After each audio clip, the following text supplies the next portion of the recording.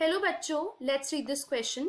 The question states the hybrid state of carbon in diamond and graphite are respectively A sp3 and sp3, B sp2 sp2, C sp2 sp3 and D sp3 sp2. Let's understand this question with a basic key concept. So first we have to understand कि hybrid states मतलब हमको hybridization find out करनी है. Now hybridization होता है, सबसे पहले तो हमको पता है दैट हमारे पास ऑर्बिटल्स के पास एटॉमिक ऑर्बिटल्स के पास डिफरेंट एनर्जी होती है.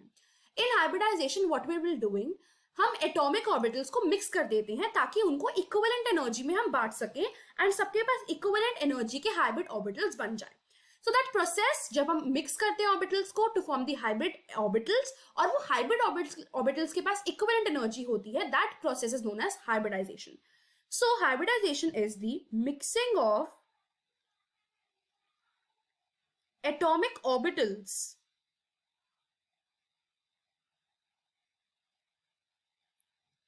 of different energy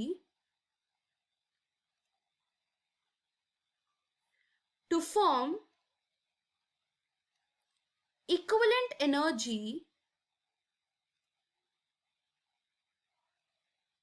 hybrid orbitals, that is known as hybridization. Hybridization find करने से पहले we need to understand that hybridization find कैसे करेंगे. सो स्टेरिक नंबर होता है कि कितने बॉन्ड पेयर प्रेजेंट है, number of bond pair which is present, and bond pair मतलब नंबर ऑफ सिग्मा बॉन्ड कितने प्रेजेंट है. By calculating number of sigma bond हम स्टेरिक नंबर कैलकुलेट करेंगे. सो स्टेरिक नंबर अगर हमारे पास 2 आता है, इसका मतलब S and P both orbitals are involved, hence it is sp hybridized. If 3, sp2, if 4, sp3, if 5, sp3d, 6, sp3d2 and respectively. ऐसे हम स्टेरिक नंबर फाइंड करेंगे और उसके बाद उसकी हाइब्रिडाइजेशन फाइंड करेंगे. बट हमको फाइंड किसकी करनी है, डायमंड एंड ग्रेफाइट की. उससे पहले हमको ये पता होना चाहिए that what are allotropes. Allotropes होता है डिफरेंट फॉर्म की, एक एलिमेंट कितने डिफरेंट फॉर्म्स में अकर होता है. Fine, that is known as allotropes. And the process जब हम उसके एलोट्रॉप्स फाइंड आउट करते हैं दैट इज एलोट्रॉपी. यहां पे कार्बन के there are 2 types of allotropes. First is crystalline and second is amorphous. So crystalline के example are diamond and graphite. These are the various forms of carbon. And amorphous mein there is coal, charcoal, gas carbon, and all are the example of amorphous. Now we have to find out the diamond one and the graphite one. So let's understand. सबसे पहले structure देखेंगे diamond का, then graphite का. So for the structure of diamond, let's find it out.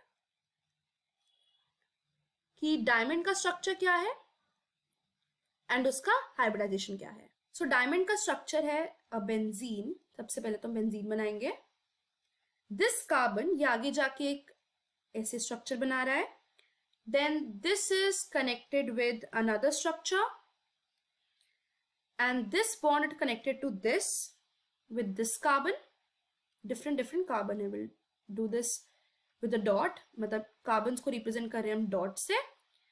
This is basic structure and we are drawing it again. ऐसे carbon, this is connected with this another carbon and this is connected with this. यहाँ पे एक और carbon. This is the basic structure of diamond, you can say. And ये जो bond length है, this is basically 154 picometer.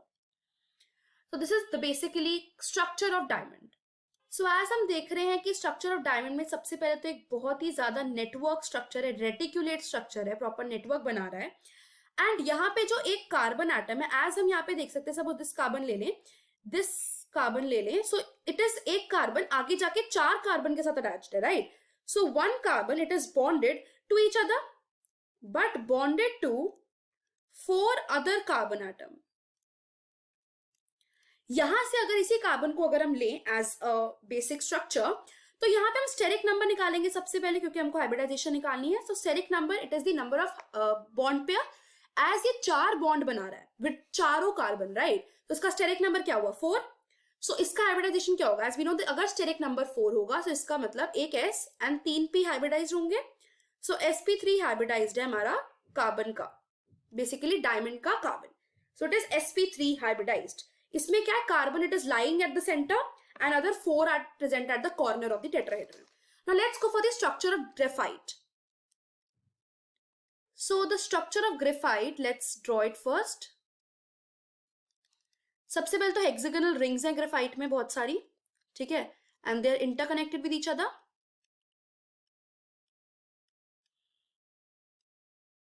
These are hexagonal rings.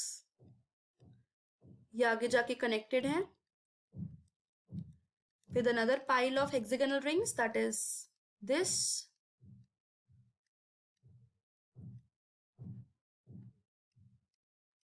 The basic structure of graphite, right? This is the basic structure. यहाँ पे भी एक ring आएगी.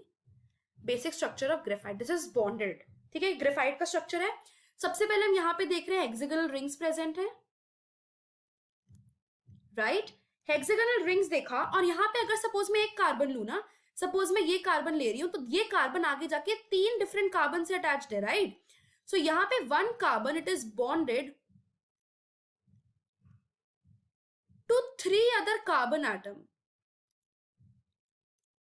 ठीक है, और यहाँ पे सिंगल बॉन्ड से बॉन्डेड है, राइट? यहां से हमने ये भी निकाला, और जो 4th इलेक्ट्रॉन यहाँ का प्रेजेंट होगा, राइट, एक 4th इलेक्ट्रॉन भी तो प्रेजेंट होगा ना, सो वो 4th इलेक्ट्रॉन पाई बॉन्ड बनाएगा. बट यहाँ पे अगर हमको यहाँ पे बात करनी है, क्योंकि हमको सिर्फ स्टेरिक नंबर की बात करनी है, तो स्टेरिक नंबर होता है number of sigma bonds, and यहाँ पे नंबर ऑफ सिग्मा बॉन्ड्स, अगर एक कार्बन 3 से कनेक्टेड है, इसका मतलब 3 है, राइट? अगर 3 होती है, we know that it is sp2 hybridized. So graphite का कार्बन कितना है? sp2 hybridised.